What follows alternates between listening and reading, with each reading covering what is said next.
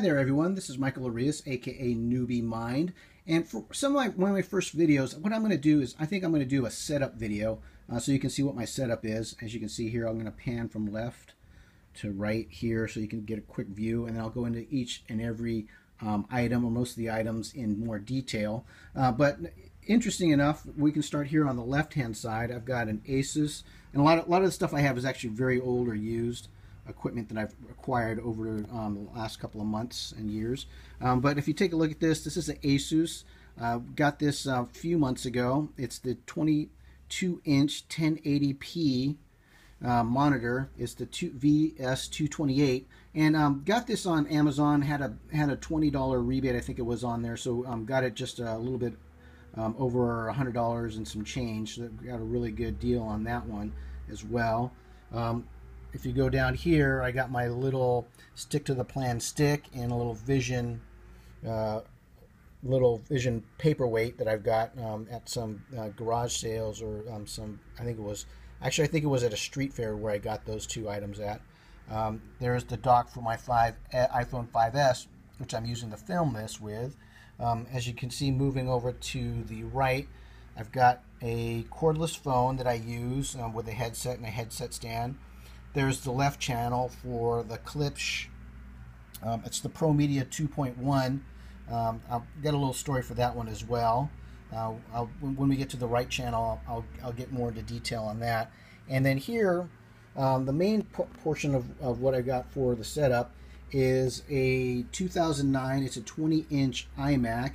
It's 2.66 gigahertz. It's got the Intel Core 2 Duo processor. I upgraded this to 8 gigabytes of RAM from OWC. And the interesting story about this is I actually picked this up from a company, organization that they were actually getting rid of some of their old iMacs. So I got really lucky. I should have probably played the lottery on that day too. But I got this for about $200. Normally, if you go onto low-end Mac, or maybe take a look at like Craigslist or eBay, these normally go for about $400. Got it for about $200, and the really cool thing is that they actually installed an SSD on here. Got 120 gigabyte SSD from OWC, also one of the faster ones. So performance is a lot better in terms of just the stock Mac. So it's maxed out for RAM, and it's got the 120 gigabyte SSD in there in place. As you can see in the right hand corner over back here, this is an older model. It's the Western Digital. It's the MyBook Studio, I believe it is.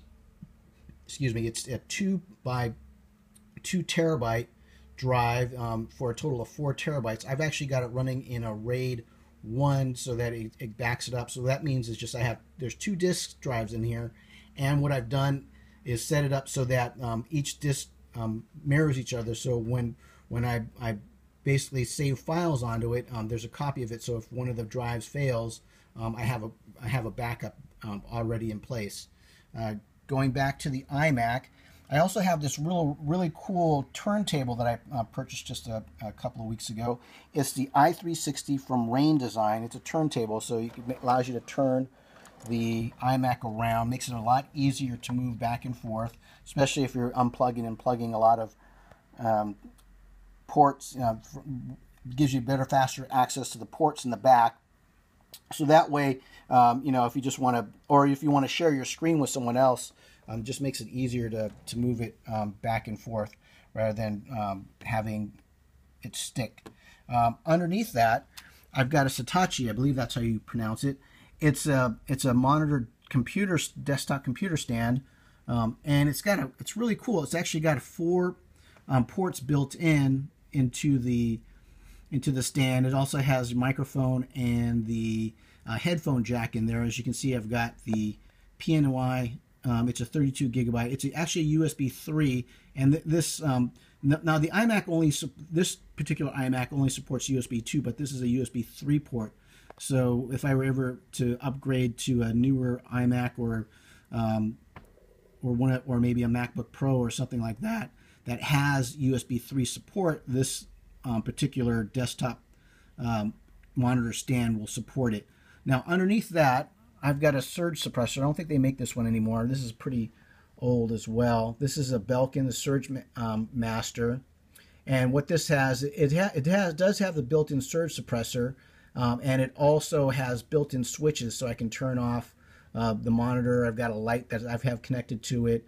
The computer's connected by my cordless phone is also connected in the back for unswitched plug. So, and then what I've got turned off right now is this light that I've got back there. See, you can see there.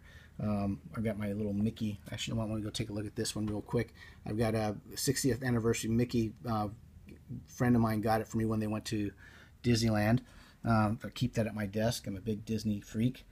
So there's a little bit of tidbit right there for you.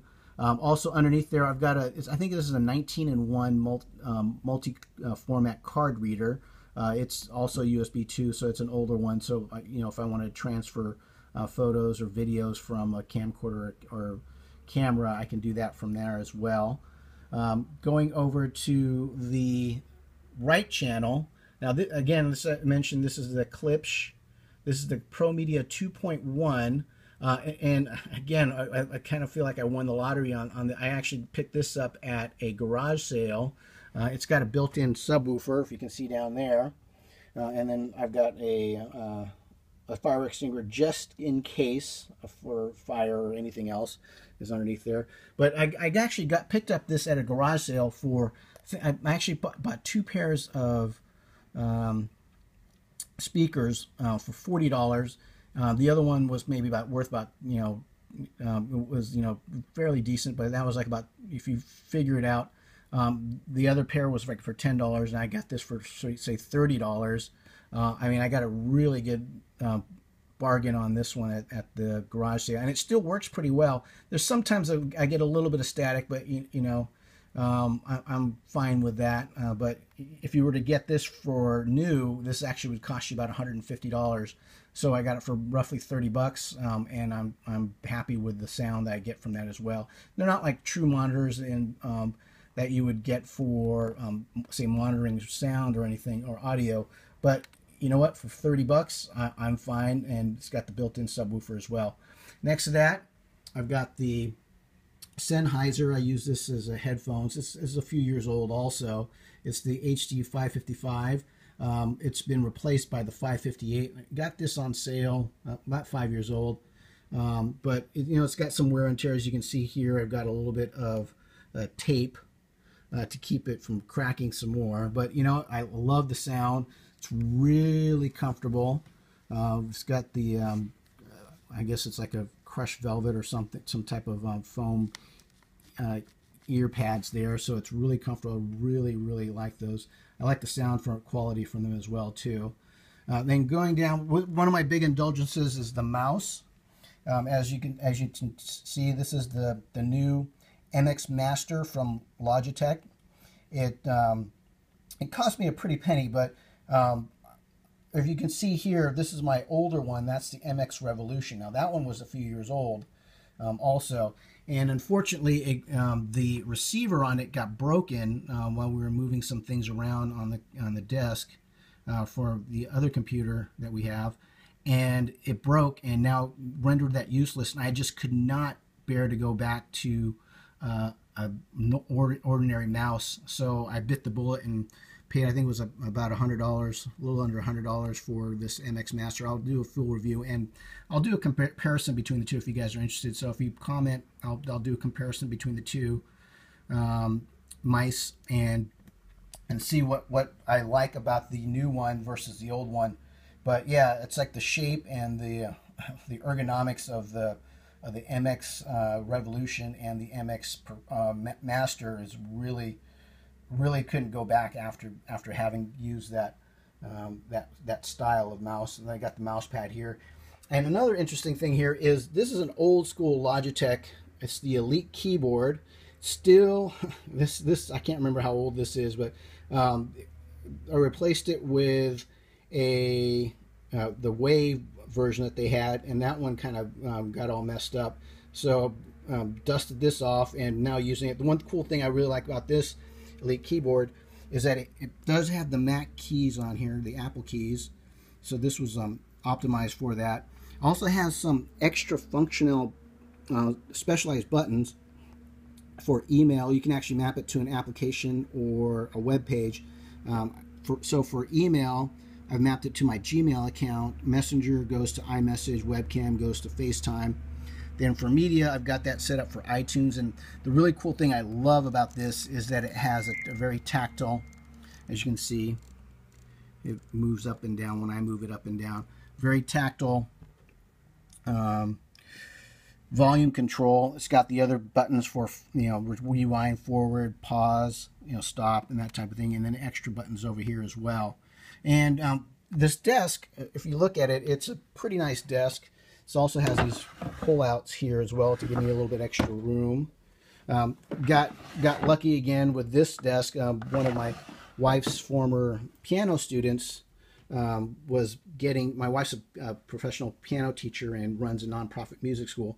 She basically gave this to us because they were getting some new furniture and didn't have any room, and it actually cost us a pretty penny just to get moved over here. I can't remember how much, but it was kind of worth it. It's very, very solid wood.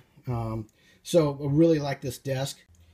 All right, so enough about the desk. I actually share the desk with our white dwarf hamster. Let's see if we can see him, but I've got a couple of habitats here. There's the Kaytee Critter Trail starter kit, and then we added an extra wheel, tower attachment. Then got the level 2 Critter Trail habitat. I don't know if you can see him in there. Oh, nope. Nope, he's hiding. And he's white, so, and we have white white bedding for him as well, so he's really hard to spot in his little habitat here. But anyways, there you go. I've got, as you can see here, I've got the old school iMac. It got used.